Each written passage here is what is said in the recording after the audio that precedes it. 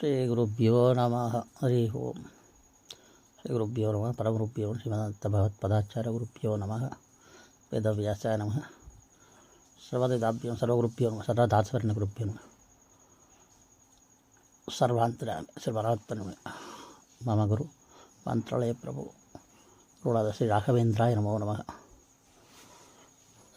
ಇವತ್ತು ಕ್ರೋಧಿ ನಾಮ ಸಂವತ್ಸರದ ಶ್ರಾವಣ ಮಾಸದ ಶುಕ್ಲಪಕ್ಷದ ಸಪ್ತಮಿ ತಿಥಿಯಲ್ಲಿ ಭಾನುವಾಸದಲ್ಲಿ ಇದನ್ನು ನಾನು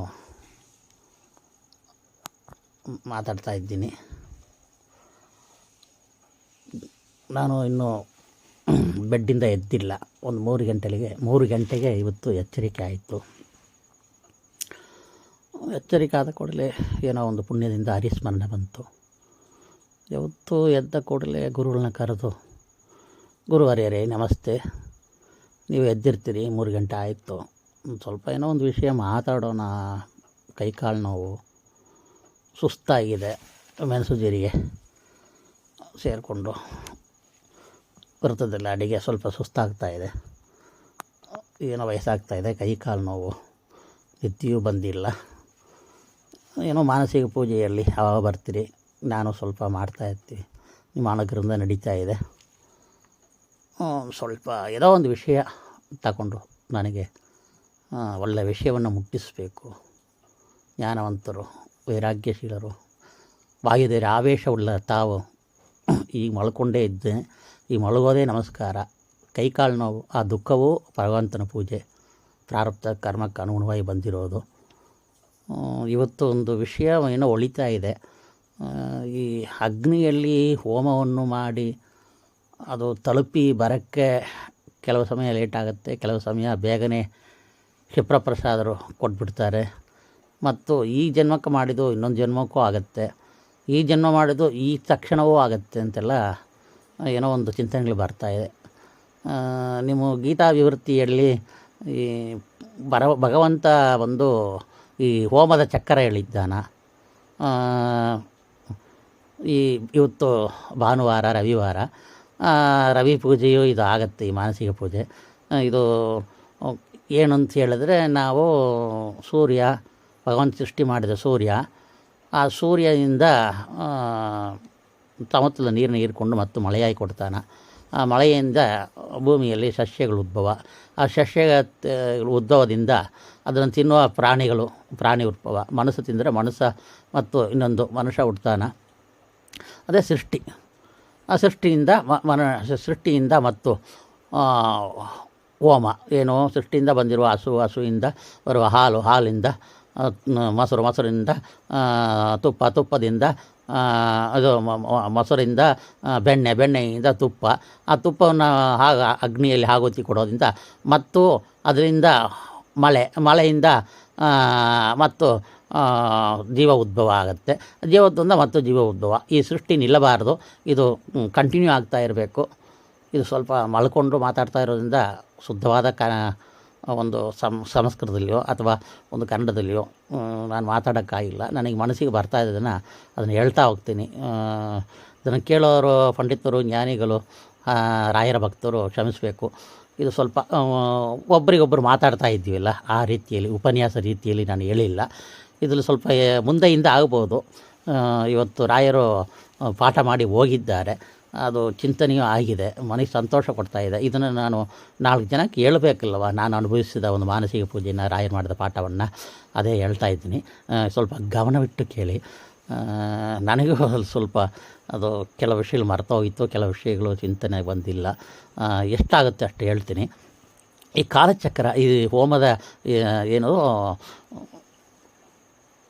ಈ ಯಜ್ಞಚಕ್ರ ನಿಲ್ಲಬಾರ್ದು ಅಂತ ಭಗವಂತ ಹೇಳಿದ್ದಾನ.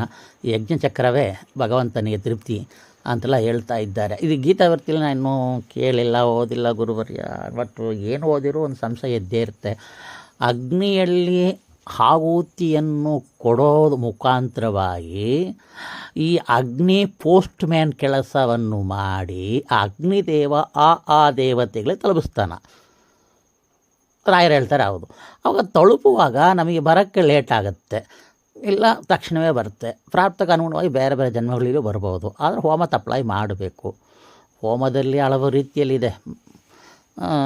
ಇರಲಿ, ಅದು ಇನ್ನೊಂದು ವಿಷಯ ಹೇಳೋಣ. ಇವಾಗ ಇಷ್ಟೇ ನಾನು ರಾಯರು ಹೇಳಿದ ಪಾಠ ಹೇಳ್ತೀನಿ. ಇವಾಗ ಅಗ್ನಿ ಸ್ವಾಹ ಆಗ ಅಂತೇಳಿ ಒಂದು ಆಹುತಿಯನ್ನು ಕೊಡುವಾಗ ಆ ಅಗ್ನಿಯಲ್ಲೇ ಅಗ್ನಿದೇವ ಇರೋದ್ರಿಂದ ಅದು ಇಮಿಡಿಯೇಟಾಗಿ ಸ್ವೀಕಾರ ಮಾಡಿ ಅದನ್ನು ಇಟ್ಕೊಳ್ತಾನೆ. ಇವಾಗ ಆ ಅಗ್ನಿದೇವನಿಗೆ ತಲುಪಿದ ಕೂಡಲೇ ನನ್ನ ಹೆಸರು ಹನುಮಂತ, ನಿನ್ನ ಆಹುತಿ ತಲುಪಿದೆ, ತೃಪ್ತನಾಗಿದ್ದೀನಿ, ನಾನು ನಿನಗೆ ಅನುಗ್ರಹ ಮಾಡ್ತೀನಿ ಹಾಗಂತೇಳಿ ಆ ಅಗ್ನಿಯಲ್ಲಿ ಹೋಮಿಸುವ ಕರ್ಮ ನಿರ್ವಿಘ್ನವಾಗಲಿ ಅಂತ ಹೇಳಿ ಆ ಮುಂದುವರಿಸುವ ಆಹುತಿಗಳಿಗೆ ತಡ ಬರಲೇ ಮಾಡ್ತಾನೆ. ಅದು ದೊಡ್ಡ ಉಪಕಾರ ಇಲ್ಲವ?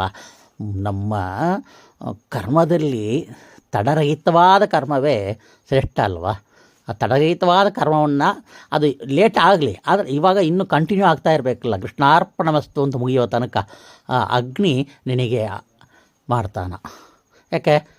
ಪರವಂತ ದೃಷ್ಟಿಯಾಗಿದೆ. ರಾಯರು ಹೇಳ್ತಾ ಇರೋದು ಇದು. ಆಕಾಶಾತ್ ವಾಯೋರ್ ಅಗ್ನಿ ಆಪ ಪೃಥಿವಿಯ ಓಷಧ್ಯ ಅನ್ನಾತ್ ಪ್ರಜಾತ್ ಸೃಷ್ಟಿ ಕ್ರಮ. ಇದು ಭಗವಂತ ವೇದ ಉಪನಿಷತ್ತು ಮತ್ತು ಗೀತಾ ಎಲ್ಲಲ್ಲಿ ವಿವರಣೆ ಕೊಟ್ಟಿದ್ದಾರಲ್ವ. ಅದಕ್ಕೆ ಇದು ಒಂದು ಹೋಮ. ಇದು ಹೋಮದಿಂದ ಈ ಕ್ರಿಯೆಗಳು ನಡೀತಾ ಇರುತ್ತೆ. ಆ ರೀತಿಯಲ್ಲಿ ಏನಾಯಿತು, ಆಕಾಶಾತ್ ವಾಯೋ, ಅವಕಾಶ ಇರಬೇಕು, ವಾಯು ಇರಬೇಕು, ತುಪ್ಪ ಉರಿತಾ ಇರಬೇಕು. ಆ ಅಗ್ನಿ ಉರಿತಾ ಇರಬೇಕಾದ್ರೆ ಗಾಳಿ ಬಂದರೆ ಆರೋಗುತ್ತೆ, ಇಲ್ಲ ಅತಿ ಗಾಳಿ ಬಂದರೂ ಆರೋಗುತ್ತೆ. ಗಾಳಿಯೇ ಇಲ್ಲ, ಅಲ್ಲಿ ಏನಿಲ್ಲ, ಉರಿ ಮಾಡೋಕ್ಕಲ್ಲ, ನಾವೇ ಉಸಿರಾಟ ಆಡೋಕ್ಕಾಗೋದಿಲ್ಲ. ಸೊ ಅಲ್ಲಿ ಅಗ್ನಿರ್ ಆಕಾಶಾತ್ ವಾಯೋರ್ ಅಗ್ನಿ. ಸೊ ಅಗ್ನಿ ಆ ಪ್ರವೃತ್ತಿಯನ್ನು ಮಾಡೋಕ್ಕೆ ಆವಾಗಲೇ ಹೆಲ್ಪ್ ಮಾಡ್ತಾನೆ, ಲೇಟ್ ಏನಿಲ್ಲ ಅಲ್ಲ. ಕೃಷ್ಣಾರ್ಪಣ ಮುಗಿಯೋವಂತು ಆ ಹೋಮ ಶ್ರೀ ಕೃಷ್ಣಾರ್ಪಣ ಮಸ್ತು ಅಂತ ಮುಗಿಸ್ಬೇಕು ನಾವು. ಅವಾಗ ಹೆಲ್ಪ್ ಮಾಡ್ತಾನೆ ಅಂದರು. ತುಂಬ ಸಂತೋಷ ಆಯಿತು ರಾಯರೇ. ಅದು ಇಂದ್ರಾಯ ಸ್ವಾಹ ಅಂತ ಒಂದು ಹಾಕಿದೆ ನಾನು. ಅದು ಇಂದ್ರದೇವರು ತಲುಪಕ್ಕೆ ಎಷ್ಟು ದಿನ ಆಗತ್ತೆ, ಇಂದ್ರದೇವರಿಗೆ ತಲುಪಕ್ಕೆ ಎಷ್ಟು ದಿನ ಆಗತ್ತೆ, ಅವರಿಂದ ನಮಗೆ ಬರೋಕ್ಕೆ ಎಷ್ಟು ದೂರ ಆಗತ್ತೆ ಅದು ಕರ್ಮವನ್ನು ಫಲವನ್ನು ಅಂತ. ನಿಷ್ಕಾಮ ಕರ್ಮ, ಕಾಮ್ಯ ಕರ್ಮ ಇದೆಲ್ಲ ದೊಡ್ಡ ವಿಷಯ, ಇದು ಇವಾಗ ಬೇಡ. ಇವಾಗ ಅವ ನಿಷ್ಕಾಮವೇ ಮಾಡ್ತಾನೆ ಅಂತ ಇಟ್ಕೊಳ್ಳಿ, ಇಲ್ಲ ಕಾಮಿಯಿಂದ ಮಾಡಲಿ, ಎರಡು ವಿಧವ ತಗೊಳ್ಳೋಣ. ಇವಾಗ ಕಾಮ್ಯ ಕರ್ಮದಿಂದ ಅದು ತತ್ಪೂಜೆ ವಾಸ್ತು ಅಂತ ಹೇಳಿದ್ದಾರೆ. ಕೆಲವು ಕಾಮಿಕರು ಕರ್ಮದಿಂದ ಏನೂ ಆಗೋದಿಲ್ಲ ಅಂತ ಒಂದು ಪ್ರವಚನ ಕೇಳಿದೆ. ನಮ್ಮ ಗುರು ಪಾಠ ಮಾಡಿದ ಗುರುಗಳು ಒಂದು ಪ್ರವಚನದಲ್ಲಿ ಕಾಮ್ಯ ಕರ್ಮದಿಂದ ಒಂದು ಚೂರು ಮೋಕ್ಷ ಆಗೋದಿಲ್ಲ. ಆದರೆ ತತ್ಪೂಜೆ ವಾಸ್ತು ಸರ್ವಸಮರ್ಪಣ ಗದ್ಯೆಯಲ್ಲಿ ರಾಯರು ಹೇಳಿದ್ದಾರೆ. ಅದು ಇವಾಗ ನಾ ಮಾತಾಡ್ತಾ ಇರೋದು ರಾಯರು ಹೇಳಿದ ವಿಷಯ ಇಲ್ಲ. ಅದು ಆಮೇಲೆ ಒಂದು ದೊಡ್ಡ ವಿಷಯ, ಅದು ಸ್ವಲ್ಪ ಕಾಮ್ಯ ಕರ್ಮ ಕೂಡ ಪೂಜಾ ರೂಪದಲ್ಲಿ ಆಗುತ್ತೆ ಅಂತ ಆಮೇಲೆ ನಿರೂಪಣೆ ಮಾಡ್ತೀನಿ. ಅದು ರಾಯರು ಇನ್ನೂ ಕೇಳಬೇಕಾಗಿದೆ. ಇವಾಗ ಇಲ್ಲಿ ಬಿಟ್ಟೋಗುತ್ತೆ, ಮರ್ತೋಗುತ್ತೆ. ಈ ಇಂದ್ರಾಯ ಸ್ವಾಹ ಅಂತೇಳಿ ಹಾಕಿದ ಕೂಡಲೇ ಆ ಅಗ್ನಿ ಜಡವಾದ ಅಗ್ನಿ ಅಲ್ವಾ, ಜಡವಾದ ಅಗ್ನಿಯ ಅಭಿಮಾನಿ ದೇವತೆಯಾದ ಅಗ್ನಿ ಹನುಮಂತ ಇಂದ ಲೆಟರ್ ಬಂದಿದೆ, ಏನು ನಿಮಗೆ ಸ್ವಾಹ ಕೊಟ್ಟಿದ್ದಾರೆ, ಸ್ವಾಹ ವೃತ್ತಿಯಿಂದ ನಿಮಗೆ ಇಂದ್ರಾಯ ಸ್ವಾಹ ಅಂತ ಕೊಟ್ಟಿದ್ದಾರೆ, ತಗೊಳ್ಳಿ. ಆ ಮೆಸೇಜ್ ನೋಡಿರಿ, ಅಮೇರಿಕಾದಿಂದ ಕೂಡ ಮೆಸೇಜ್ ಟಕ್ ಅಂತ ಬರುತ್ತಲ್ಲ, ಆ ರೀತಿಯಲ್ಲಿ ಇಂದ್ರದೇವರು ನನಗೆ ಮೆಸೇಜ್ ಕಳಿಸ್ತಾರೆ.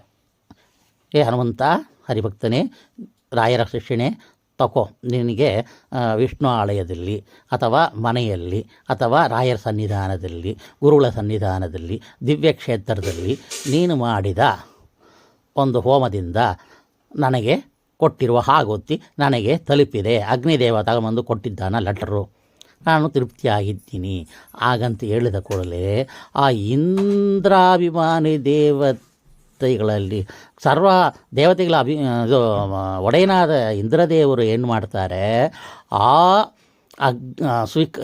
ಆಹುತಿಯನ್ನು ನನಗೆ ತಲುಪಿಸ್ಲಿಕ್ಕೆ ಏನು ಮಾಡ್ತಾರೆ, ಭಕ್ತಿ ಯಾರು ಕೊಟ್ಟಿದ್ದಾರೋ ಅವ್ರ ಮುಖಾಂತರವಾಗಿ ಬರಬೇಕಲ್ವಾ, ಮಾಡಿದ ಅಗ್ನಿ ಮುಖಾಂತರವಾಗಿ. ಅಲ್ಲಿ ಅಧಿಷ್ಠಾನ ಅಗ್ನಿ, ಅದಕ್ಕೆ ಅಗ್ನಿ ದೇವರಿಗೆ ಆರ್ಡ್ರ್ ಮಾಡ್ತಾರೆ, ಇಂದ ಕೊಡು, ತಗೊಂಡಿದ್ದೀನಿ, ಸ್ವಲ್ಪ ನಾನು ಕೊಂಚ ಎಕ್ಸ್ಟ್ರಾ ಹಾಕ್ತೀನಿ, ಅವ್ನು ಕೊಟ್ಟಿದ್ದಕ್ಕೆ, ಅವ್ನು ಖರ್ಚು ಮಾಡಿದ್ದಕ್ಕೆ, ಇಂದ ಇದು ಹೋಯ್ತು ಕೊಡು ಹಾಗಂತ ಹೇಳುವಾಗ ಆ ಅಗ್ನಿದೇವರು ಮತ್ತು ಈ ಅಗ್ನಿಯಿಂದ ಇಂದ್ರಿಯಗಳು ಏನು ಆ ಹೋಮ ಮಾಡ್ತಾ ಇರುವಾಗ ಇಂದ್ರಿಯಗಳು ಕೆಲಸ ಮಾಡಬೇಕು.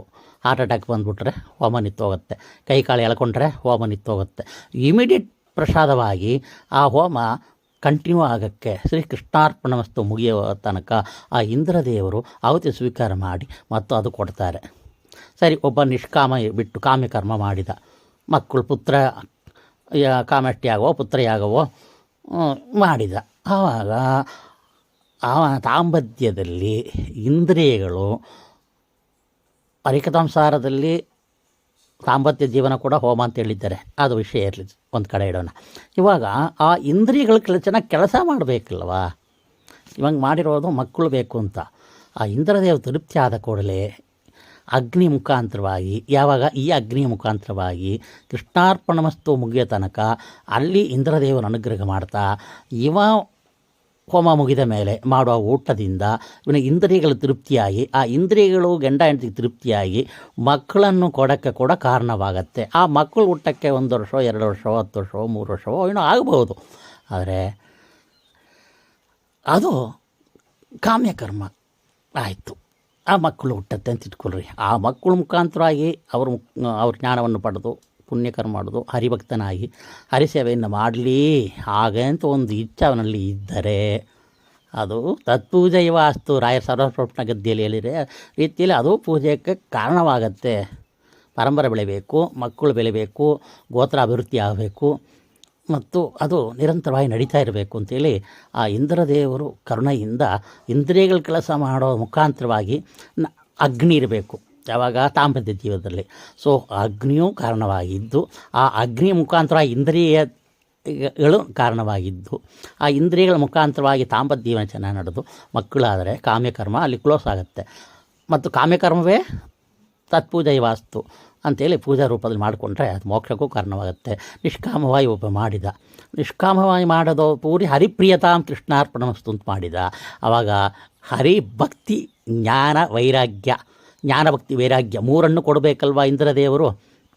ಆ ಇಂದ್ರದೇವರು ಅವತಾರಭೂತರಾದ ಶ್ರೀ ಜಯತೀರ್ಥರ ಮುಖಾಂತರವಾಗಿ ಸುಧಾವನ್ನು ಕೇಳಿ ಅದರಲ್ಲಿರುವ ಜ್ಞಾನ, ಅದರಿಂದ ಭಕ್ತಿ, ಅದರಿಂದ ವೈರಾಗ್ಯವನ್ನು ತುಂಬಿಸಿಕೊಳ್ಳಕ್ಕೆ ಆ ಹೋಮ ಕಾರಣವಾಗತ್ತೆ ಅಂತ ಇಟ್ಕೊಳ್ಳಿ. ನಿಷ್ಕಾಮದಿಂದ ಆ ಹರಿಭಕ್ತಿಯನ್ನು ಕಾಲಕ್ರಮೇಣ ಆವಾಗಲೇ ಕೊಡೋಕ್ಕಾಗೋದಿಲ್ಲ. ಸೊ ಕಾಲಕ್ರಮೇಣ ಯಾವಾಗ ಗುರುಗಳು ಸಿಗ್ತಾರೋ, ಯಾವತ್ತು ಗುರುಗಳು ಸಿಗ್ತಾರೋ ಅಲ್ಲಿ ಹೋಗಿ ಪಾಠ ಕೇಳುವಾಗ ಆ ಸುಧಾ ಪಾಠದಿಂದ, ಇಂದ್ರದೇವರು ಕೊಟ್ಟಿರುವ ಸುಧಾ ಪಾಠದಿಂದ ಅವನಿಗೆ ಇಂದ್ರಿಯಗಳು ಚೆನ್ನಾಗಿ ಕೆಲಸ ಮಾಡ್ತಾ ಕೂತನ ಪಾಠ ಕೇಳಬೇಕು. ಕೂಡಕ್ಕೆ ಶಕ್ತಿ ಬೇಕು, ಕಿವಿಗೆ ಶಕ್ತಿ ಬೇಕು. ಇಂದ್ರಿಯಗಳು ಇವೆಲ್ಲ ಪಂಚ ಜ್ಞಾನೇಂದ್ರಿಯಗಳು ಅದು ತುಂಬಿಸ್ಕೊಳ್ಬೇಕಲ್ವ, ಅದೆಲ್ಲ ಕೇಳಬೇಕು, ಮನನ ಮಾಡಬೇಕು. ಶ್ರವಣ ಮನನ ನಿಧಿಧ್ಯಾಸನ ನಂತರ ಶ್ರವಣ ನಿಧ್ಯಾಸನ ಬೇಕಲ್ಲ, ಅದಕ್ಕೆ ಇಂದ್ರಿಯಗಳು ಬೇಕಲ್ಲ, ಆ ಇಂದ್ರಿಯ ಅಭಿಮಾನಿ ದೇವತೆ ಬೇಕಲ್ಲವ. ಆ ನಿಷ್ಕಾಮದಿಂದ ಹರಿಭಕ್ತಿ ಜ್ಞಾನ ಭಕ್ತಿ ವೈರಾಗ್ಯ ಹೆಚ್ಚಾಗತ್ತೆ. ಅದು 1 ವರ್ಷದಲ್ಲಿ ಆಗ್ಬೋದು, 6 ತಿಂಗಳಾಗ್ಬೋದು. ನಾಳೆಗೆ ಗುರುಗಳು ಮನ ಹುಡ್ಕೊಂಡು ಬರ್ಬೋದು. ಒಂದು ಒಳ್ಳೆ ಗುರುಗಳು ಅವನಿಗೆ ಬೇಗನೆ ಕೊಡ್ಬೋದು. ಇಲ್ಲ ಅವನಿಗೇನೋ ಕರ್ಮಗಳು ಪ್ರಾರಬ್ಧ ಕರ್ಮಗಳಿದ್ದೂ ಆ ಜ್ಞಾನ ಭಕ್ತಿ ವೈರಾಗ್ಯ ಪಡೆದಿಲ್ಲ ಅಂದರೆ ಸ್ವಲ್ಪ ಲೇಟ್ ಆಗುತ್ತೆ. ಆ ಪ್ರಾರಬ್ಧ ಕರ್ಮಕ್ಕೆ ಅನುಗುಣವಾದ 1 ದಿನದಿಂದ 1 ವರ್ಷ 2 ವರ್ಷ 3 ವರ್ಷ 30 ವರ್ಷ 20 ವರ್ಷವೋ ಅಥವಾ ಮರನೇ ದಿನದಿಂದವೇ ಪಾಠ ಶುರುವಾಗ್ಬೋದು. ಅಥವಾ ಕೇಳಿದ್ದು ಇನ್ನೂ ಜಾಸ್ತಿ ಮರಣ ಮಾಡಿದ್ದು, ಕೇಳಿದ್ದನ್ನೇ ಇನ್ನೂ ಜಾಸ್ತಿ ಚಿಂತನೆ ಮಾಡೋದು, ಕೇಳಿದ್ದನ್ನೇ ಮಾನಸಿಕ ಪೂಜೆಯಾಗಿ ಮಾಡೋದು, ಇದೆಲ್ಲ ಇಂದ್ರದೇವಗಳು ಮಾಡ್ತಾರೆ. ಸೊ ಪ್ರಜಾ ಸೃಷ್ಟಿಗೆ ಮಾತ್ರ ಇಲ್ಲ ಹೋಮ, ಈ ನಿಷ್ಕಾಮದಿಂದವೂ ಕೂಡ ಜ್ಞಾನಭಕ್ತಿ ವೈರಾಗ್ಯ ಅಭಿವೃದ್ಧಿ ಆಗತ್ತೆ. ವಿಷ್ಣುವೇ ಸ್ವಾಹ ಅಂಥೇಳಿ ಆಹುತಿಯನ್ನು ಕೊಡ್ತಾನೆ. ಉಡನೆ ಅವರು ಅಗ್ನಿದೇವರು ಆಹುತಿಯನ್ನು ಹನುಮಂತ ಎಂಬ ವ್ಯಕ್ತಿ ಇದು ಈ ಸ್ಥಳದಲ್ಲಿ ಈ ಸಂಕಲ್ಪದಲ್ಲಿ ಈಡದಲ್ಲಿ ಮಾಡಿದ್ದನ್ನು ನೀವು ಸರ್ವವ್ಯಾಪ್ತಿ ಸ್ವಾಮಿ, ಇಲ್ಲೇ ವ್ಯಾಪ್ತಿಯಾಗಿದ್ದೆ, ಅಗ್ನಿ ಉರಿತಾ ಇದಲ್ವ, ಅದರಲ್ಲೇ ಅಗ್ನಿ ಒಂದು ಅಧಿಷ್ಠಾನ ಪರಮಾತ್ಮನಿಗೆ, ಮುಖ್ಯ ಪ್ರಾಣರ ಅಧಿಷ್ಠಾನ ಶ್ರೇಷ್ಠ. ಆಮೇಲೆ ಅಗ್ನಿಯಲ್ಲಿ ಅಗ್ನೋ ಅಂಥೇಳಿ ಏನು ಅಗ್ನೋ ಕ್ರಿಯಾವಾದ ವಿಷ್ಣು, ಅದು ಟಕ್ಕನ್ ಮಾಡೋಯ್ತು ನೋಡಿ, ರಾಯರದು ಸರ್ವತ್ರ ವಿದಿಧಾತ್ಮನ ಅಂತ ಬರುತ್ತೆ. ಆ ರೀತಿಯಲ್ಲಿ ಅಗ್ನಿಯಲ್ಲಿ ಅಧಿಷ್ಠಾನದಲ್ಲಿ ಅದು ಹೇಳ್ತೀನಿ, ಅದೇನು ಶ್ಲೋಕ ಅಂತ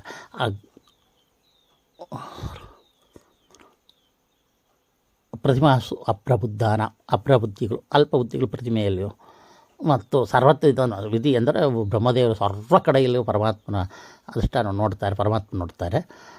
ಕ್ರಿಯಾದು ಋಷಿಗಳು ಎಲ್ಲ ಹೋಮದಿಂದ ಮಾಡ್ತಾರೆ ಅಂತೆಲ್ಲ ಇರ್ತದೆ. ಇರಲಿ, ಇವಾಗ ಈ ವಿಷ್ಣು ಯೋಗಿನಾಂ ಹೃದಯ ಅರಿಗೆ, ಯೋಗಿಗಳು ಹೃದಯದಲ್ಲಿಂದ ಪರಮಾತ್ಮ ಚಿಂತನೆ ಮಾಡ್ತಾರೆ.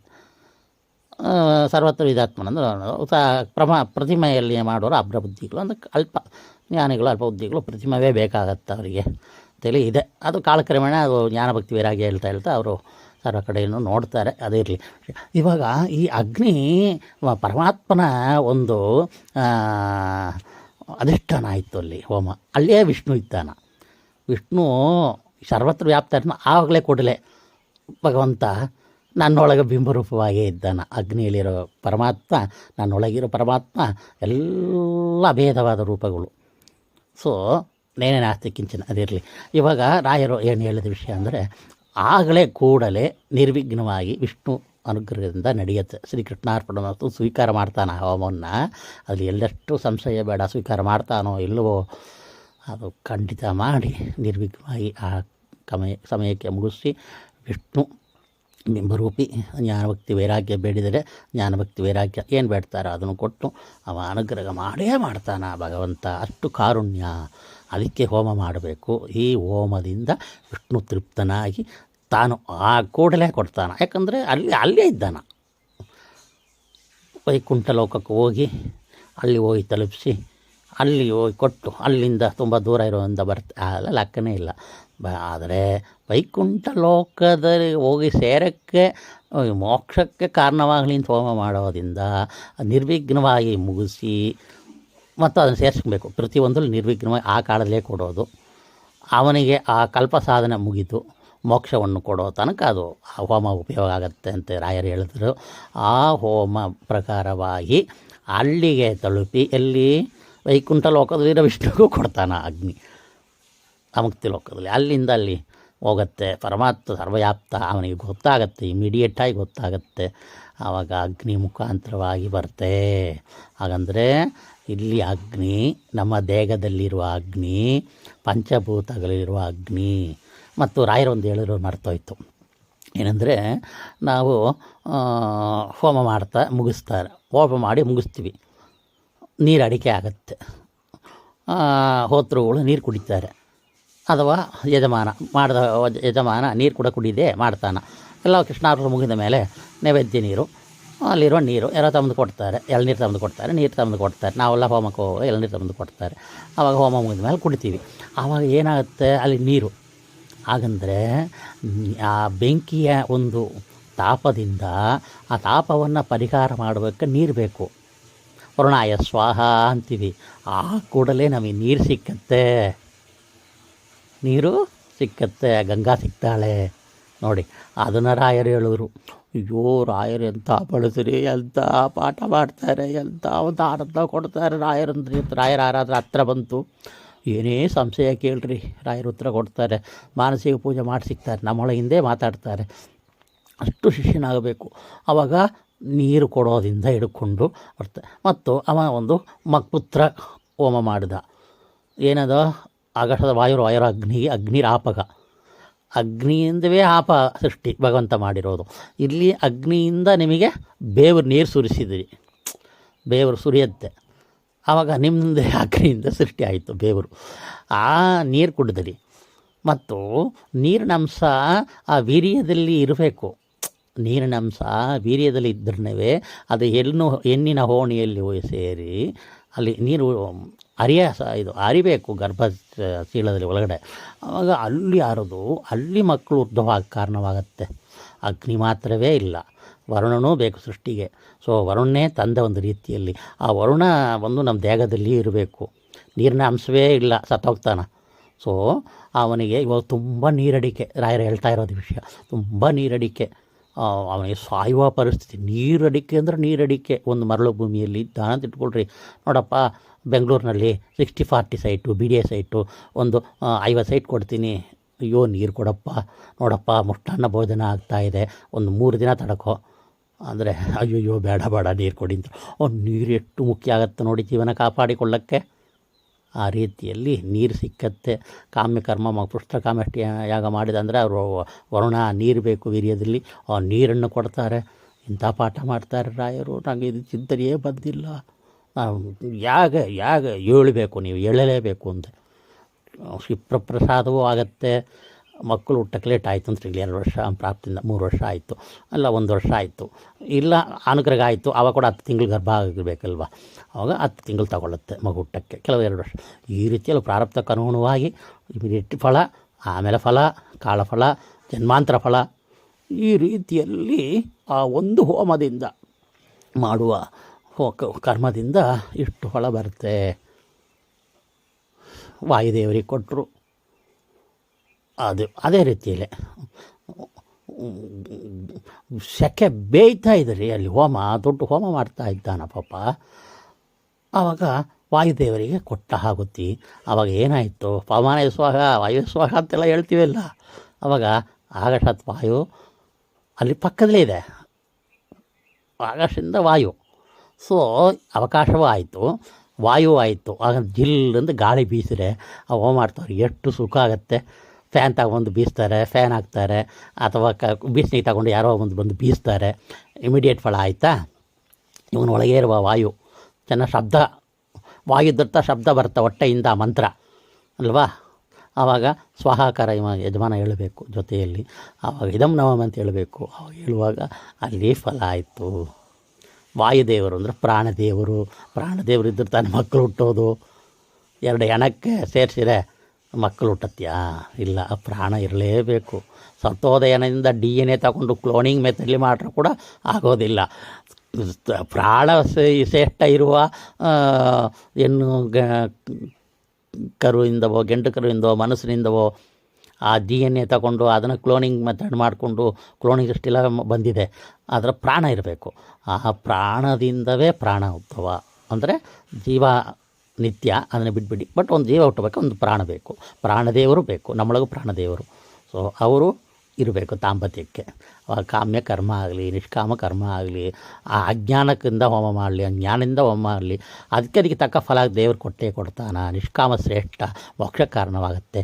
ವಾಯುದೇವರೇ ಈ ನಮ್ಮ ಮನ ತಮ್ಮ ಶರಣಾಗತಂ ಇದು ಉತ್ತರೇತಿದು ವಿದ್ಯಾಮ್ನ ಕರ್ತೃಣ ಅಂತ ನೀವೇ ಹೇಳಿದಿರ. ಹೌದು, ಅದಕ್ಕೆ ವಾಯುದೇವರು ಇವನನ್ನ ಶಿಷ್ಯ, ಭಕ್ತ, ಹರಿನ ಭಕ್ತ, ಇವನು ಮೋಕ್ಷ ಕೊಡು ಸ್ವಾಮಿ ಅಂತೇಳಿ ನಿನ್ನ ಆಜ್ಞೆ ಇದೆ, ಇವನು ಸ್ವರೂಪಭೂತವಾದ ಇದು ಜ್ಞಾನ ಇದೆ, ಇವನಿಗೆ ಮೋಕ್ಷವೇ ಪ್ರಾಪ್ತಿಯಾಗಿದೆ ಅಂತೇಳಿ ಸೇರಿಸಿದ ಮೇಲೆ ಭಗವಂತ ವಾಯುದೇವರು ಸೈನ್ ಮಾಡಿದ ಮೇಲೆ ಕೊಡ್ತಾರೆ.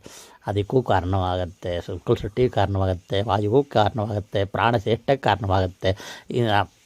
ಪ್ರಾಣ ಶ್ರೇಷ್ಠ ಚೆನ್ನಾಗಿದ್ದಿರ್ತಾ ಇಂದ್ರಿಯಗಳು ಶ್ರೇಷ್ಠವಾಗ್ತಾ ಇರುತ್ತೆ. ಪ್ರಾಣ ಚೆನ್ನಾಗಿದ್ದಾನೆ, ಕೈ ಕಾಲು ಮಲಗಿದ್ದೀನಿ, ಒಂದು ಸರಿ ಇಲ್ಲ ಒಂದು ಸರಿ ಇರುತ್ತೆ. ಆ ರೀತಿಯಲ್ಲಿ ಅದನ್ನೂ ಸ್ವಲ್ಪ ಸರಿ ಮಾಡಿ ಇವಾಗ ಮಾತಾಡ್ತಾ ಇದ್ದೀನಿ. ಆ ಥರ ಈ ರೀತಿಯಲ್ಲಿ ರುದ್ರಾಯ ಸ್ವಾಹ ಅಂತ ಒಂದು ಮಂತ್ರ ಕೊಟ್ಟ ಅಂತ ಇಟ್ಕೊಳ್ತಾರೆ, ರಾಯರು ಹೇಳ್ತಾ ಇದ್ದಾರೆ. ಆವಾಗ ರುದ್ರಾಯರು ಕ್ಷಿಪ್ರಪ್ರಸಾದರು.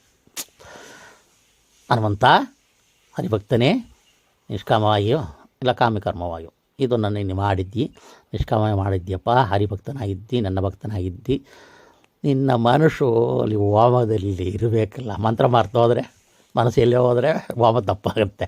ಸೊ ಕ್ಷಿಪ್ರಪ್ರಸಾದರಾದರೂ ಮನಸ್ಸಿಗೆ ಪ್ರಶಾಂತವನ್ನು ಕೊಟ್ಟರು. ಹೋಮ ಮಾಡ್ತಾರೆ, ಮನಪ್ರಸಾದವೇ ಇಲ್ಲ, ಮನಸ್ಸು ಎಲ್ಲೆಲ್ಲೋ ಹೋಗ್ತಾ ಇದೆ. ಚಂಚಲತೆ ಯಾರಾದ ಮನಸ್ಸಾಗಿದೆ, ಪೂಜೆ ಮಾಡೋಕ್ಕಾಗತ್ಯ, ಹೋಮ ಮಾಡೋಕ್ಕಾಗತ್ಯ, ಅಲ್ಲಿ ಮನಸ್ಸನ್ನು ಶಾಂತ ಮಾಡಿ, ಎಂಥ ಭಾಗ್ಯ ಕೊಟ್ಟು ಸ್ವಾಮಿ, ಇಂಥ ಹೋಮ ಮಾಡೋಕ್ಕೆ, ಇಂಥ ಹೋಮ ಮಾಡ್ತಾ ಇದ್ದೀನಿ. ಇದು ರುದ್ರದೇವರು ತಲುಪಿತು. ಅಗ್ನಿದೇವರು ಇದು ರುದ್ರದೇವರಲ್ವ, ರುದ್ರದೇವರು ತಲುಪಿಸ್ತಾ ಇದ್ದಾರೆ. ರಾಯರು ಹೇಳ್ತಾ ಇರೋದು ರುದ್ರದೇವರಿಗೆ ತಲುಪಿಸ್ತಾ ಮೇಲೆ ರುದ್ರದೇವರು ಕ್ಷಿಪ್ರಪ್ರಸಾದವಾಗಿ ಮನಃಶಾಂತಿಯನ್ನು ಅಲ್ಲಿ ಕೊಟ್ಟು, ಕ್ಷಿಪ್ರಪ್ರಸಾದ ಅಲ್ಲಿ ಕ್ಷಿಪ್ರಪ್ರಸಾದ ಆಯಿತು, ಮನಃಶಾಂತಿ ಆಯಿತು. ಮತ್ತು ಅವರಿಗೆ ಆ ವ್ಯಕ್ತಿಗೆ ಹೋಮ ಮಾಡುವ ಆ ಯಜಮಾನನಿಗೆ ಮನಃಶಾಂತಿ, ಅದರಿಂದ ಒಂದು ಅಂತಃಕರಣ ಶುದ್ಧಿ, ಅದರಿಂದ ಮೋಕ್ಷ. ಮನಸ್ಸನ್ನು ಪರಮಾತ್ಮನ ನಿಷ್ಠೆಯಿಂದ ಇರಿಸಿ ಒಂದು ಹೋಮ ಯಜ್ಞ ತಪಸ್ಸು ಏನು ಮಾಡಿದ್ರೆ ಮನಸ್ಸು ಮನೆಯೇವ ಕಾರಣ ಬಂದ ಮೋಕ್ಷ. ಆ ಮನಸ್ಸಿಗೆ ಕಾರಣವಾದ ರುದ್ರದೇವರು ಅವನಿಗೆ ಈ ಹೋಮದ ಫಲದಿಂದ ಜ್ಞಾನಭಕ್ತಿ ವೈರಾಗಿ ಹೆಚ್ಚು ಮಾಡಿ ಅವರೊಳಗೆ ಶ್ರೇಷ್ಠವಾಗಿ ನಿಂತು ಅವರೇ ಮಾಡಿಸಿ ಇವನಿಗೆ ಈ ಭಕ್ತನಿಗೆ ಕೊಟ್ಟು ಅದು ಮೋಕ್ಷಕ್ಕೆ ಕಾರಣವಾಗತ್ತೆ ಹಾಗಂತೆಲ್ಲ ಹೇಳಿ ಮನಸ್ಸೇನಾಯ್ದಿರ್ತ ಬುದ್ಧಿ ಸರಿಯಾರೋದು. ಮನಸ್ಸು ಸರಿಯಿಲ್ಲದವನನ್ನು ಹುಚ್ಚು ಅಂತ ಹೇಳ್ತಾರೆ. ಇವ ಹೋಮ ಮಾಡಿದ ಫಲವಾಗಿ ಮಕ್ಕಳು ಬೇಕು ಅಂತ ಮಾಡಿದರೆ ಆ ಮನಸ್ಸನ್ನು ನೆಟ್ಟಗೆ ನಿಲ್ಲಿಸಿರುವ, ಮನಸ್ಸನ್ನು ಒಳ್ಳೆ ಶುದ್ಧ ಮನಸ್ಸಿರುವ ವ್ಯಕ್ತಿ ಮಗನಾಗಿ ಹುಟ್ಟಿ ಅವ ಹರಿಭಕ್ತನಾಗಿ ಇವನಿಗೂ ಶ್ರೇಷ್ಠ, ಯಜಮಾನನಿಗೂ ತಾಯಿ ತಂದೆಗೂ ಮಾಡಿದ ಹೋಮ ಮಾಡಿದ ಯಜಮಾನಿಗೂ ಶ್ರೇಷ್ಠಾಗಿ ಈ ರೀತಿಯಲ್ಲಿ ಬೇರೆ ಉತ್ಸವಕ್ಕೋ ಬೇರೆ ಇದಕ್ಕೋ ಒಬ್ಬ ಕಾರೇ ಬೇಕು ಅಂತ ಒಂದು ಹೋಮ ಮಾಡಿದ. ಏನೋ ಮಾಡ್ರ ಇಲ್ಲ, ಯಾರೋ ಒಬ್ಬ ಪುರೋಹಿತ ಹೇಳ್ದ. ಪುರೋಹಿತರ ಮಾತು ಗುರುಗಳು ಅವ್ರು ಸಂಪಾದನೆ ಮಾಡೋಕ್ಕೆ ಹೇಳಿದ್ನೋ, ಜಾತಕ ನೋಡಿ ಹೇಳಿದ್ನೋ, ಏನೋ ಒಂದು ಹೇಳ್ಬಿಟ್ಟ. ನೋಡಿರಿ ನೀವು ಆಡಿ ಕಾರ್ ತಗೊಳ್ಬೇಕು ಅಂದರೆ ಏನೋ ದುಡ್ಡು ಸೇರಿಲ್ಲ, ಒಂದು ಹೋಮ ಮಾಡಿ ಅಂತಂದು ಅವನು ಸಂಪಾದನೆ ಮಾಡ್ಕೊಂಡು ಎಷ್ಟೇ ಮಾಡ್ದ, ಗುರು ಭಕ್ತಿಯಾಗಿ ಮಾಡಿದ ಆ ಬ್ರಾಹ್ಮಣ ಇಟ್ಕೊಂಡು. ಆವಾಗ ಆ ಮನಸ್ಸಿಗೆ ಹೋಗ್ಬೇಕಲ್ಲ, ಅದು ಅವನ ಕಾರ್ಯ ಸಿಕ್ಕತ್ತೆ, ಇಲ್ಲ ಬೇರೆ ಜನ್ಮದಲ್ಲಿ ಸಿಕ್ಕತ್ತೆ. ಯಾಕಾಳು ಸಿಕ್ಕಬೇಕು ಅದು ಕೊಡ್ತಾರೆ. ಆ ರೀತಿಯಲ್ಲಿ ಇವರೆಲ್ಲ ಮಾಡೋದನ್ನು ಒಂದೊಂದಾಗಿ ಬಿಡಿಸಿರು. ಇಂದ್ರಾಯ ವಯಸ್ಸದೇವ ಮಾಡ್ತೀವಿ, ಇಂದ್ರಾಯ ಧನ್ವಂತರಿ ಸ್ವಾಹ ಅಂತ ಒಂದು ಮಂತ್ರ ಹೇಳ್ತೀವಿ. ಆ ಧನ್ವಂತರಿ ಬರುವಂಥ ಅಗ್ನಿಯಲ್ಲೇ ಇರ್ತಾನೆ, ನಮ್ಮೊಳಗೆ ಇರ್ತಾನೆ. ಆವಾಗ ಅಗ್ನಿದೇವರು ಧನ್ವಂತರಿ ದೇವರಿಗೆ ಒಪ್ಪಿಸುವಾಗ, ಹೇ ಹನುಮಂತ, ನಿನ್ನೆಲ್ಲ ಆಗುತ್ತಿ ನನಗೆ ತಲುಪಿದೆ, ನಾನು ನಿನಗೆ ನನ್ನ ಒಂದು ರೂಪದಿಂದ ನಿನಗೆ ಆರೋಗ್ಯವನ್ನು ಕೊಡ್ತೀನಿ.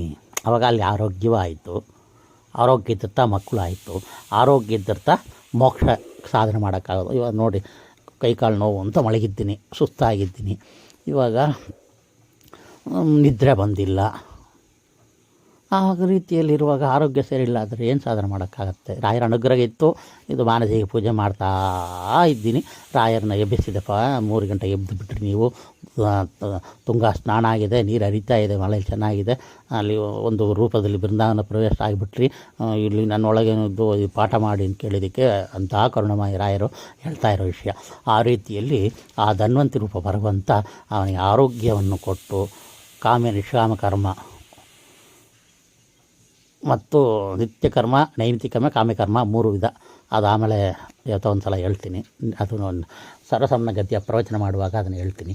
ಇಲ್ಲಿ ರಾಯರು ಹೇಳಿದ ವಿಷಯ ಈ ರೀತಿಯಲ್ಲಿ ಅದು ತ್ರಿವಿಧ ಕರ್ಮ ಆದರೂ ಕೂಡ ತತ್ವದೈವಾಸ್ತನ್ನು ಒಪ್ಪಿಸುವಾಗ ಅದು ಧನ್ವಂತರಿ ದೇವ ರೂಪ ಒಂದು ಅವನ ಆರೋಗ್ಯ ಕೊಡ್ತಾನೆ. ಈ ಜನ್ಮಕ್ಕೆ ಸ್ವಲ್ಪ ಆರೋಗ್ಯ ಕೆಟ್ಟಿರ್ಬೋದು, ಆದರೂ ಕೂಡ ಎದ್ದು ನಡೆಯೋಷ್ಟು, ವಾಕಿಂಗ್ ಹೋಗೋಷ್ಟು, ವೀಲ್ ಚೇರಲ್ಲಿ ಹಾಸಿಗೆ ಮಗಳ ಇಷ್ಟೆಲ್ಲ ಅನುಗ್ರಹ ಮಾಡಿ ಧನ್ವಂತರಿ ಭಗವಂತ ಕೊಟ್ಟು ಅದು ಜನ್ಮಾಂತರದಲ್ಲಿ ಅವನಿಗೆ ಹೆಚ್ಚು ಜ್ಞಾನಭಕ್ತಿಯಾಗಿ ತುಂಬ ಜನ್ಮ ಕೊಡುವಾಗ ಸದಾ ಆರೋಗ್ಯವಾಯಿತು, ಸದಾ ಹರಿಪೂಜೆ ಮಾಡುವ ಭಕ್ತನಾಗಿ ಪರಿವರ್ತನೆ ಮಾಡೋಕ್ಕೆ ಧನ್ವಂತಿ ರೂಪ ಭಗವಂತ ಅನುಗ್ರಹ. ಕಣ್ಣಲ್ಲಿ ನೀರು ಬರ್ತಾಯಿದೆ. ಅದು ಅಂತೂ ರಾಯರು ಮಾಡಿದ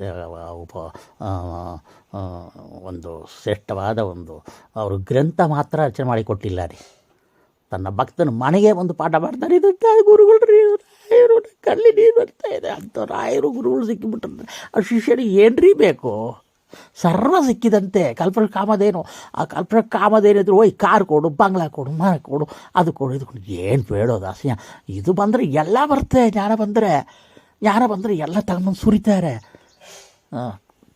ಅವಾಗ ರಾಯರು ಹೇಳ್ತಾ ಇದ್ದಾರೆ ಅವನಿಗೆ ಆರೋಗ್ಯ ಸಿಕ್ಕತ್ತೆ. ಈ ರೀತಿಯಲ್ಲಿ ಆ ದೇವತೆಗಳಿಗೆ ಆಹುತಿ ಕೊಡೋದ ಮುಖಾಂತರವಾಗಿ ಮತ್ತು ರಾಯರು ಹೇಳಿದ್ರು ಆಧ್ಯಾತ್ಮಿಕ, ಆದಿಭೌತಿಕ, ಆದಿದೈವಿಕ ತಾಪತ್ರಯಗಳು ಇದೆಲ್ಲ ಪರಿಹಾರ ಆಗ್ತಾ ಇರ್ತದೆ ಅಂತೇಳಿ ಹೇಳಿದ್ರು. ಅದು ಸ್ವಲ್ಪ ದೊಡ್ಡದಾಗಿ ಹೋಗುತ್ತೆ, ಅದಕ್ಕೆ ನಾನು ಸಂಕ್ಷಿಪ್ತವಾಗಿ ಹೇಳ್ತಾ ಇದ್ದೀನಿ. ಅದು ಈ ತಾಪತ್ರಯಗಳು ಕೂಡ ದೂರವಾಗಿ ನಮಗೆ ದೇವತೆಗಳಿಂದ, ಋಷಿಗಳಿಂದ, ದೇವತೆಗಳು ಆಗುತ್ತೆ ಅವನ ದೇವತೆಗಳಿಂದ, ಅದು ಅಂತರ್ಯಾಮಿ ಭಗವಂತ ಮುಖಾಂತರವಾಗಿ, ಅಂತರ್ಯಾಮಿ ವಾಯುದೇವರು ಅಂತರ್ಯಾಮಿ ಭಗವಂತ ಮುಖಾಂತರವಾಗಿ ನಮಗೆ ಸೇರೋದ್ರಿಂದ, ನಾವು ಒಪ್ಪಿಸೋದೇ ಭಾರತೀಯ ಮುಖ್ಯ ಪ್ರಾಣಾಂತರವನ್ನು ಒಪ್ಪಿಸೋದ್ರಿಂದ ಆ ಎಲ್ಲ ದೇವತೆಗಳು ಭಾರತೀಯ ಮುಖ್ಯ ಪ್ರಾಣ ದೇವರು ನಮಗೆ ಅನುಗ್ರಹ ಮಾಡ್ತಾ, ಆ ದೇವತೆಗಳು ಕೂಡ ಆ ಕಾಲತಕ್ಕ ಅನುಗುಣವಾಗಿ ಭಗವಂತ ಆಜ್ಞೆಯಂತೆ ಪ್ರಾರ್ಥಕರ್ಮದಂತೆ ಅವರಿಗೆ ಬಂದು ಅನುಗ್ರಹ ಮಾಡಿ ಆಶೀರ್ವಾದ ಮಾಡಿ ಹೋಗ್ತಾರೆಂದರೆ ಹೋಮ ಮಾಡಬೇಕಾ ಬಿಡಬೇಕಾ ಹೇಳಿ? ಸರಿ, ಹೋಮ ಮಾಡೇ ಇಲ್ಲ, ಮಾನಸಿಕವಾಗಿ ರಾಯರು ಪಾಠ ಬಂದು ಮಾಡಿರೋ ಒಳಗಿಂದ ನಾನು ಮಾನಸಿಕವಾಗಿ ಕೆಲವು ಚಿಂತನೆ ಮಾಡಿದೆ. ರಾಯತಲ್ಲಿ ಪ್ರಶ್ನೆ ಕೇಳಿದ್ದೆ, ರಾಯರು ಇಷ್ಟೆಲ್ಲ ಹೇಳಿದ್ರು, ನಂಗೆ ದಡ್ಡ ರೀ, ನನಗೆ ಏನೂ ಗೊತ್ತಿಲ್ಲ, ಒಂದು ಅಕ್ಷರ ಬರೋದಿಲ್ಲ ರೀ, ಪ್ರವಚನ ಮಾಡಿರ್ಬಿಟ್ಟು ಎಲ್ಲ ಬಂದುಬಿಡ್ತಾ, ಏನಿಲ್ಲ, ಮತ್ತು ಓದಿದ್ದೇನೆ ನಾನು, ಏನಿಲ್ಲ, ರಾಯರ್ತಿ ಪಾದವನ್ನು ಹಿಡ್ಕೊಂಡಿದ್ದಕ್ಕೆ ಇಷ್ಟೆಲ್ಲ ಪಾಠ ಮಾಡ್ತಾರೆ ಅಂದರೆ ಏನೋ ನಾನು ಯಾರೋ ಗೊತ್ತಿಲ್ಲ, ಇರಲಿ. ಇಂಥ ಒಂದು ರಾಯರು ಎಂಥ ಅದು ಎಂಥ ಮನ ಮುಟ್ಟುವಂತೆ ಪಾಠ ಮಾಡ್ತಾರಲ್ವ. ಸಂಸ್ಕೃತದಲ್ಲಿ ದೊಡ್ಡ ದೊಡ್ಡ ವಾಕ್ಯದಲ್ಲಿ ನಮಗೆ ಅರ್ಥ ಆಗೋದಿಲ್ಲ.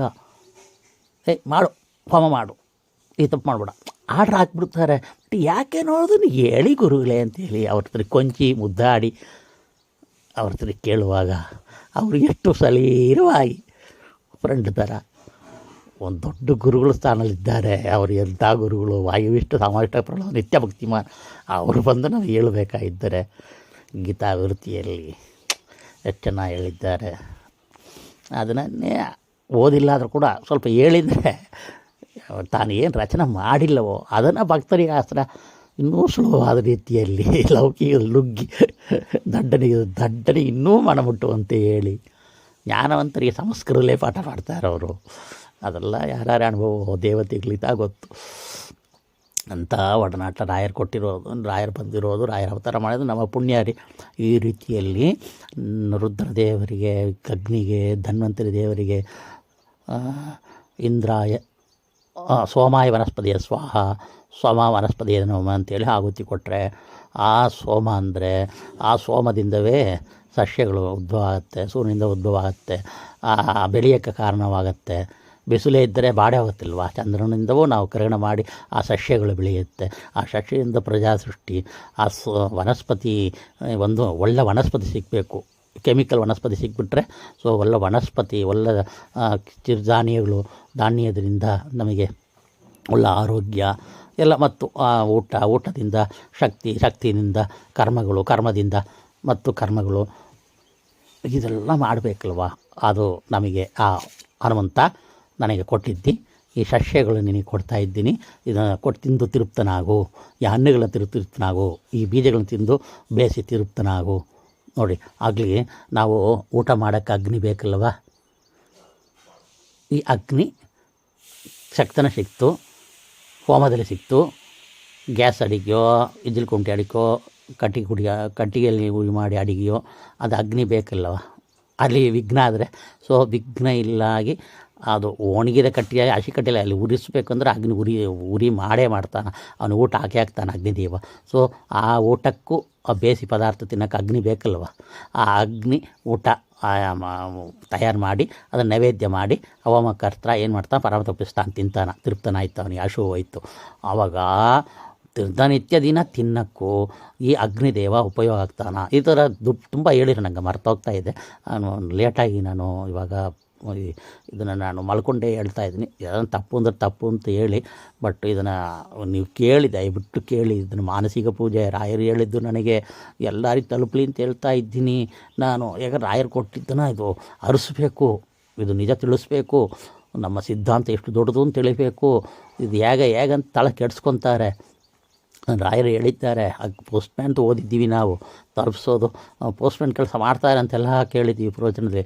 ಹೇಗಂತ ಹೇಳಬೇಕಲ್ಲ, ಯಾಕಾಗಲ್ಲ, ಯಾಕೆ ಲೇಟು, ತಕ್ಷಣ ಏನು ಸಿಕ್ಕತ್ತೆ ಎಲ್ಲ ರಾಯರು ಹೇಳ್ತಾರೆ ನೋಡ್ರಿ. ಆ ರೀತಿಯಲ್ಲಿ ತಾಪತ್ರೆಲ್ಲ ದೂರ ಮಾಡಿ ಅವನಿಗೆ ಊಟ ಸಿಕ್ಕತ್ತೆ, ನಿತ್ಯ ಊಟ ಅಗ್ನಿ ಸಿಕ್ಕತ್ತೆ. ಗ್ಯಾಸ್ ಖಾಲಿ ಆಯಿತು, ಬುಕ್ ಮಾಡಿ ಬಂದಿಲ್ಲ, ಅದು ಇಟ್ಕೊಳ್ರಿ, ಆವತ್ತಿನ ದಿನ ಅವನಿಗೆ ಊಟ ಹೋಟೆಲ್ಗೆ ಹೋಗ್ತಾರೆ. ತಪ್ಪು ಅದು. ಇಲ್ಲೇ ಊಟ ಅಡುಗೆ ಮನೆಯಲ್ಲೇ ಮಾಡಬೇಕು. ಆವಾಗ ಅಗ್ನಿ ಬೇಕು. ನೀವು ಹೋಮ ಮಾಡಿದರೆ ಇಮಿಡಿಯೇಟಾಗಿ ಬರುತ್ತೆ. ಇಮಿಡಿಯೇಟ್ ಟೈಮಲ್ಲಿ ಕಟ್ಟಿಗೆ ಇರುತ್ತೆ, ಇಮಿಡಿಯೇಟಾಗಿ ಅಲ್ಲೇ ಇಜ್ಜುಲಿ ಇರುತ್ತೆ ಮನೆಯಲ್ಲಿ ಮುಟ್ಟಿಯಾಗಿ. ಆವಾಗ ಅದರಿಂದ ಮಾಡಿ ತಿನ್ಬೋದು. ನೋಡಿರಿ ಎಂಥ ಒಂದು ರಾಯರು ಪಾಠ ಮಾಡಿದ್ದಾರೆ. ಅಗ್ನಿ, ಇಂದ್ರ, ವಿಷ್ಣು, ಧನ್ವಂತರಿ, ವನಸ್ಪತಿ, ರುದ್ರದೇವರು, ಪವಮ, ಇಂದ್ರ, ವಾಯುದೇವರಿಗೆ ಈ ಕ್ರಮದಲ್ಲಿ ನಾವು ಆ ದೇವತೆಗಳೇ ಹಾಕಿರೆ ಎಂಥ ಫಲ ಕೊಡ್ತಾ ಇದ್ದಾರೆ ದೇವತೆಗಳು. ಅದಕ್ಕೆ ನಾವು ಅವರಿಗೆ ಏನು ಮಾಡೋಕ್ಕೆ ಸಾಧ್ಯ ಇಲ್ಲ. ಭೂಯಿಟ್ಟಾಂತೆ ನಮಗೆ ವಿದೇಮ ಅಂತೇಳಿ ನಮಸ್ಕಾರ ಮಾಡೋ ಎಲ್ಲರಿಗೂ ಅಂತಾರೆ ಭಗವಂತ ನಮಸ್ಕಾರ. ಆ ದೇವತೆಗಳಿಗೆ ಭಾರತೀಯ ಮುಖ್ಯ ಪ್ರಾಣ ನಮಸ್ಕಾರ ಅಂತ ಹೇಳಿ ಮುಗಿಸ್ತೀವಿ. ಶ್ರೀ ಕೃಷ್ಣಾರ್ಪಣ ಮಸ್ತು ಅಂತ 1 ತಾಸು 2 ತಾಸು 3 ತಾಸು 5 ತಾಸು ಏನೋ ಆ ಹೋಮಕ್ಕೆ ತಕ್ಕ ನಾವು ಅಲ್ಪ ಕಾಲದಲ್ಲಿ ಕಲಿಯುಗದಲ್ಲಿ ಏನು ನಾವು ಮಾಡೋಕ್ಕಾಗತ್ತೆ ಅದನ್ನೇ ಹೇಳ್ತೀವಿ. ಆ ರೀತಿಯಲ್ಲಿ ಹೋಮ ಬಿಡಬಾರ್ದು ಅಂತ ಆಚಾರ್ಯ ಕೃಷ್ಣ ಹೇಳಿದ ರೀತಿಯಲ್ಲಿ ಇದು ಕಾಲಚಕ್ರ, ಇದು ಚಕ್ರ ಅಂತ ಹೇಳಿದ್ದಾನೆ, ಸುತ್ತಾಡ್ತಾ ಇರಬೇಕು ಅಂತ ಹೇಳಿದ್ದಾನೆ.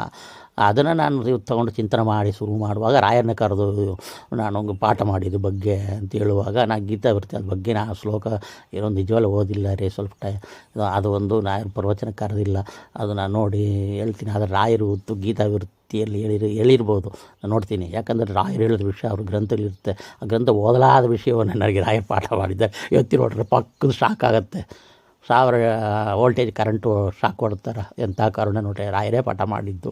ಇದನ್ನು ನಂಬಿಕೆ ಇಟ್ಟು ಕೇಳಿ, ಇದು ಒಂದು ಆನಂದ.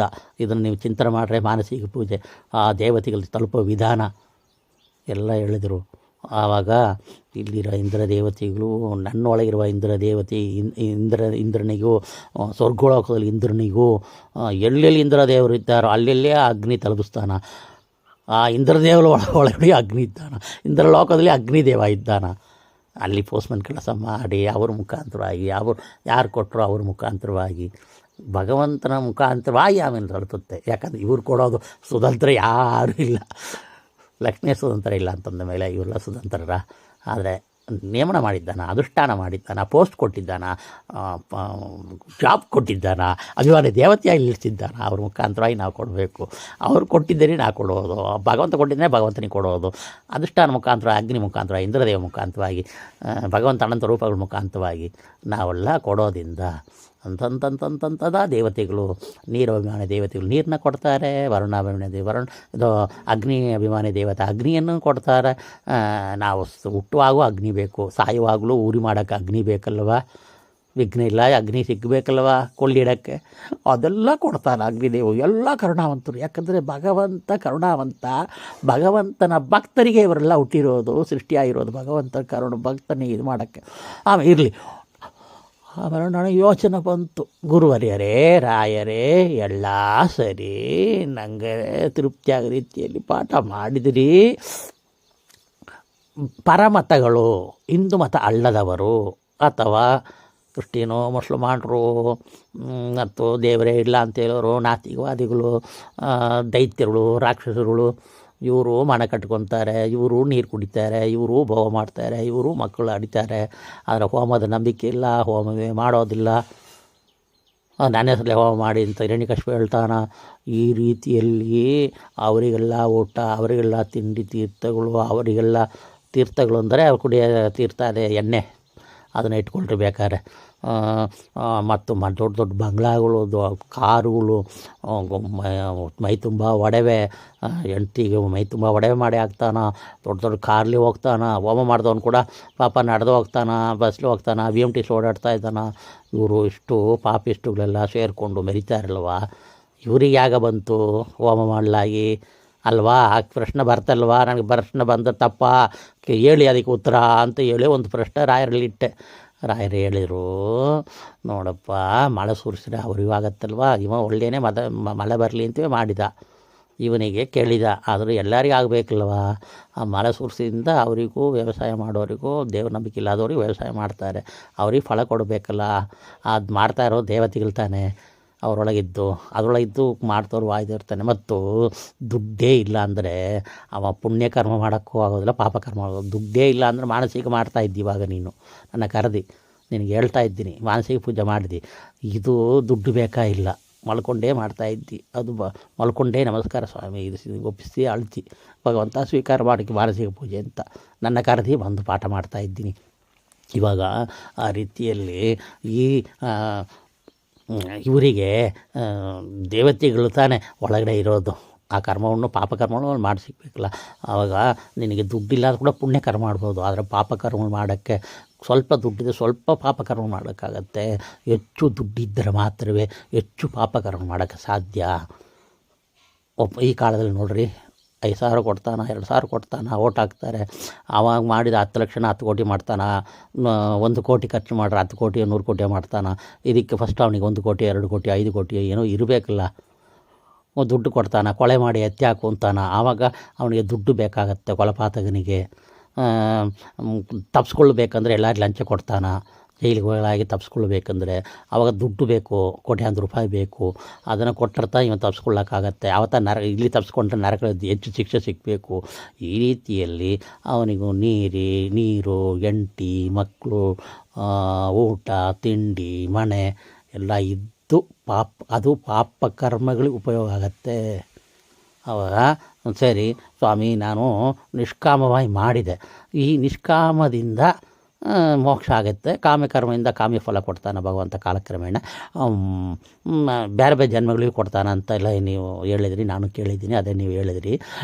ಇದು ದೈತ್ಯರಿಗಳು ತಲುಪತ್ತೆಯಾ ಅಂತ ಕೇಳಿದೆ. ಕೃಷ್ಣಾರ್ಪಣ ಮಸ್ತು ಅಂತ ಹೇಳಲಾಗಿದ್ದರೆ ದೈತ್ಯರಿಗೆ ತಲುಪತ್ತೆ. ಮತ್ತು ಈ ನೀವು ಮಾಡುವ ಹೋಮದಿಂದ ಮಲೆ ಸುರಿಸ್ಬೇಕಾದ್ರೆ ಆ ಮಲೆಯಿಂದ ಎಲ್ಲರಿಗೂ ನೀರು ಸಿಕ್ಕತ್ತೆ. ಅವರಿಗೆ ಪಾಪಕರ್ಮದಿಂದ ಬರುವಂಥ ದ್ವೇಷದಿಂದ ಕೆಟ್ಟ ಮಕ್ಕಳೇ ಹುಡ್ತಾರೆ.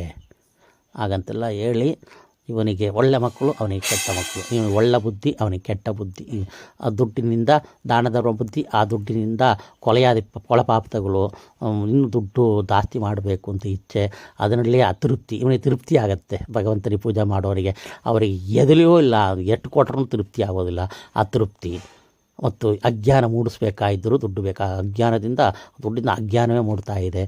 ಆ ರೀತಿಯಲ್ಲಿ ಇವ ಹೋಮ ಮಾಡದೇ ಇದ್ದರೂ ಕೂಡ, ಕೃಷ್ಣಾರ್ಪಣ ಬುದ್ಧಿ ಅಂತ ಇಲ್ಲದೇ ಇದ್ದರೂ ಕೂಡ, ಭಗವಂತನ ದ್ವೇಷಿ, ದೈತ್ಯಗಳ ದ್ವೇಷಿ, ದೇವತೆಗಳ ದ್ವೇಷಿ, ಬ್ರಾಹ್ಮಣರ ದ್ವೇಷಿ ಎಲ್ಲ ಇದ್ದು ಕೋಟಿ ಜನರಲ್ಲಿ ಕೂಡ ಇದೆಲ್ಲ ಕೊಡ್ತಾ ಇರೋದು ಈ ಹೋಮ ಮಾಡುವ ಬ್ರಾಹ್ಮಣನಿಂದ, ಹೋಮ ಮಾಡುವ ಋಷಿಗಳಿಂದವೇ. ಇಲ್ಲಾದರೆ ಅವರು ಯಾರು ಉಳಿಯೋದಿಲ್ಲ. ಅಗ್ನಿ, ನೀರು, ಸೂರ್ಯ, ಚಂದ್ರ, ವರುಣ, ಅಗ್ನಿ, ಇಂದ್ರದೇವರು, ನದಿಯಾಮಿ ದೇವತೆಗಳನ್ನು ಯಾರೂ ಇಲ್ಲ ಅಂದರೆ ಏನಾಗುತ್ತೆ? ಯಾರೂ ಇಲ್ಲ ಅಂತ ಅರ್ಥ ಆಗಿಬಿಡುತ್ತೆ. ಸೃಷ್ಟಿ ಆಗಬೇಕಲ್ವ, ದೈತ್ಯರು ಸೃಷ್ಟಿ ಆಗಬೇಕಲ್ವ ಪಾಪಕರ್ಮ ಮಾಡೋಕ್ಕೆ. ಒಂದು ಹೀರೋ ಅಂತಂದರೆ ಒಂದು ವಿಲ್ಲನ್ ಇರಬೇಕು ಅಲ್ವಾ? 10 ವಿಲ್ಲನ್ ಇರ್ತಾರೆ ಒಂದು ಹೀರೋ. ಆ ಒಂದು ಹೀರೋ 10 ವಿಲ್ಲನ್ನ ಹೊಡೆದಾಕಿ ನಾಶ ಮಾಡುವಾಗ ಖುಷಿ ಆಗುತ್ತಲ್ವ, ಒಳ್ಳೆಯನೊಬ್ಬ ಹೀರೋ ಇದ್ದರೆ. ಆ ರೀತಿಯಲ್ಲಿ ಕೆಟ್ಟವ್ರು ಜಾಸ್ತಿ ಇರಲಿ, ಆ ಕೆಟ್ಟವ್ರನ್ನ ಒಬ್ಬ ವ್ಯಕ್ತಿ ಓಡಿಸಲಿ. ಕೋಟಿ ಕಲಿಯಾದಿ ಎಲ್ಲ ದೈತ್ಯರನ್ನು ಓಡಿಸುವ ಶಕ್ತಿ ವಾಯುದೇವರಿಗೆ ಒಬ್ಬರು ಹೀರೋ ಅವರು. ಆ ರೀತಿಯಲ್ಲಿ ನಾವು ಖುಷಿಪಡ್ತೀವಿ ಜೀವೋತ್ತಮರು ಅಂತ. ಆ ರೀತಿಯಲ್ಲಿ ಅವರಿಗೂ ಕೂಡ ಒಳ್ಳೆಯ ಋಷಿ ಮುನಿಗಳು, ತಪಸ್ವಿಗಳು, ಜ್ಞಾನಿಗಳು, ಹರಿಭಕ್ತರು ಇವರೆಲ್ಲ ಮಾಡುವ ಇದು ಸರ್ವಲೋಕಕ್ಕೂ ಅದು ತೃಪ್ತಿಯಾಗತ್ತೆ. ಕೆಟ್ಟವರು ಒಳ್ಳೆಯರು ಅಂತ ದೇವರು ನೋಡದೆ ಅವರಿಗೆ ನೀರನ್ನು ಕೊಡ್ತಾನೆ. ಆ ನೀರಿಂದ ಪಾಪಕರ್ಮ, ಅಗ್ನಿಯಿಂದ ಪಾಪಕರ್ಮ, ತನ್ನ ದೇಹದಿಂದ ಪಾಪಕರ್ಮ, ತನ್ನ ದೇಹದಿಂದವೂ ಪಾಪಕರ್ಮ, ತನ್ನ ಮನಸ್ಸಿಂದೂ ಪಾಪಕರ್ಮ ಮಾಡಿಕೊಳ್ಳೋಕ್ಕೆ ಆಗತ್ತೆ. ಇವ ಮಾಡಿದ ಪಾಪಕರ್ಮಗಳು ಯಾರೋ ಈ ಹೋಮ ಮಾಡ್ತಾ ಇದ್ದಲ್ಲ, ಹನುಮಂತ ನೀ ಪಾಪಕರ್ಮ ಮಾಡಿದಿ, ಅದನ್ನು ನಾನು ದೈತ್ಯರಿಗೆ ಹಂಚುತ್ತಾನೆ. ಅದು ಶಾಸ್ತ್ರ ಹೇಳೋದೆ, ಸುಧಾದೆ ಹೇಳೋದೆ, ರಾಯರು ಸರ್ವಸ್ಮರಣ ಗದ್ದೆಯಲ್ಲಿ ಹೇಳಿದ್ದಾರೆ. ಯಾವ ರೀತಿಯಲ್ಲಿ ಅವನು ಅನುಸಂಧಾನ ಮಾಡಿಕೊಂಡು ಪಾಪಕರ್ಮಗಳು ಒಪ್ಪಿಸಬೇಕು, ತತ್ಪೂಜೆ ವಾಸ್ತು ಅಂತ ಮುಗಿಸ್ತಾರೆ. ಆ ರೀತಿಯಲ್ಲಿ ಇದು ಅವರಿಗೆ ತಲುಪಿ ಇವನಿಗೆ ಎಷ್ಟು ಬೇಕೋ ಅಷ್ಟು ಕೊಟ್ಟು, ಹೆಚ್ಚು ದುಡ್ಡನ್ನು ದೈತ್ಯರಲ್ಲಿ ಕೊಟ್ಟು, ಪಾಪಕರ್ಮ ಮಾಡೋಕ್ಕೆ ಕೊಟ್ಟು, ಅಜ್ಞಾನ ತುಂಬಿಸಿ ಅವರು ಅಂಧತಮಸ್ಸು ಹೋಗೋಕ್ಕೆ ಕಾರಣವಾಗುತ್ತೆ. ಹಾಗಂತೇಳಿ ಅವರು ಸರ್ವಸಮರ್ಪಣ ಗದ್ದೆಯಲ್ಲಿ ಪ್ರವಚನ ಮಾಡಿದ್ದೀನಿ, ಅದೊಂದು ತುಂಬ ಸಲ ಮಾಡಿದ್ದೀನಿ. ಆ ರೀತಿಯಲ್ಲಿ ಅದು ಆಗತ್ತೆ.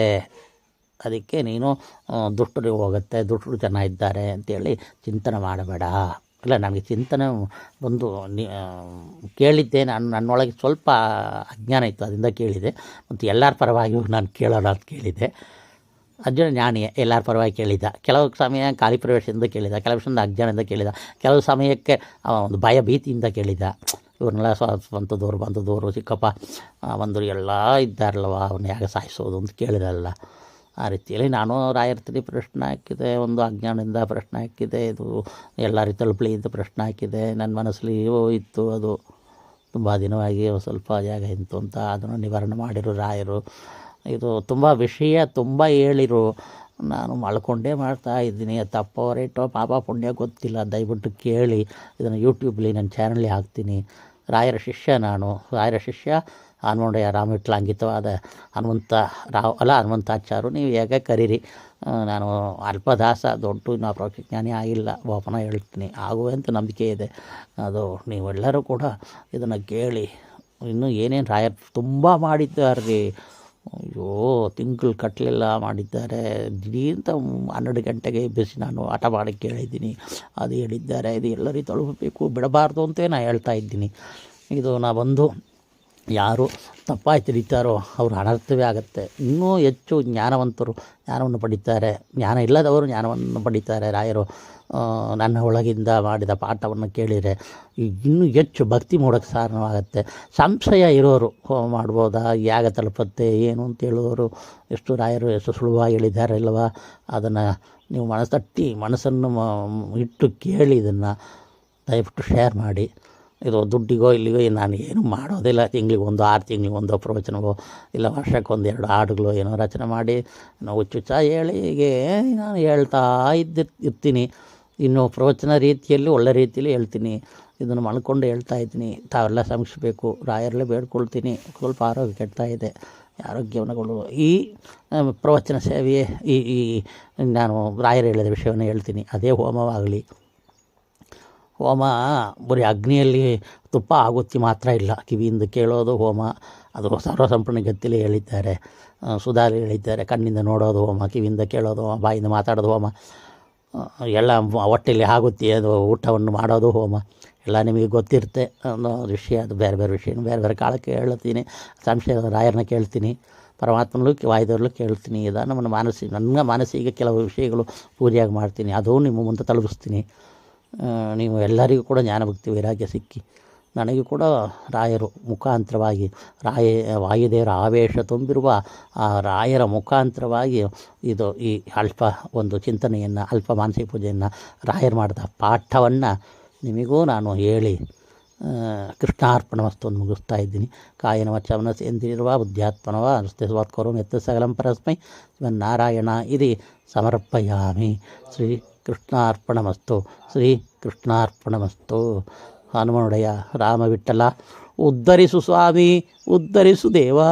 ಸರ್ವೋತ್ತಮ ಹರಿಗೆ ಸರ್ವೋತ್ತಮ ವಾಯು ಜೀವೋತ್ತಮ, ಹರಿಗೆ ಸರ್ವೋತ್ತಮ ವಾಯು ಜೀವೋತ್ತಮ, ಹರಿಗೆ ಸರ್ವೋತ್ತಮ ವಾಯು ಜೀವೋತ್ತಮ.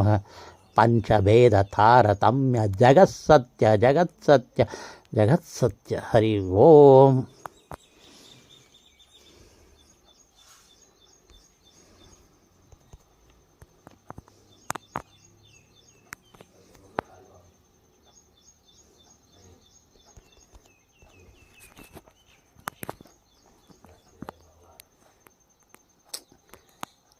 ಮೊಬೈಲೇ ವರ್ಕ್ ಆಗಿಲ್ಲ, ಆನ್ ಮಾಡೋಕ್ಕಾಗಿಲ್ಲ. ರೆಕಾರ್ಡ್ ಆಗಿದೆ ಏನೋ ಗೊತ್ತಿಲ್ಲ. ಸ್ವಾಮಿ ಶ್ರೀ ಹರಿ ರೆಕಾರ್ಡ್ ಆಗ್ತಾಯಿದೆ. Sorry for the delay. Shri ಕೃಷ್ಣಾರ್ಪಣಮಸ್ತು.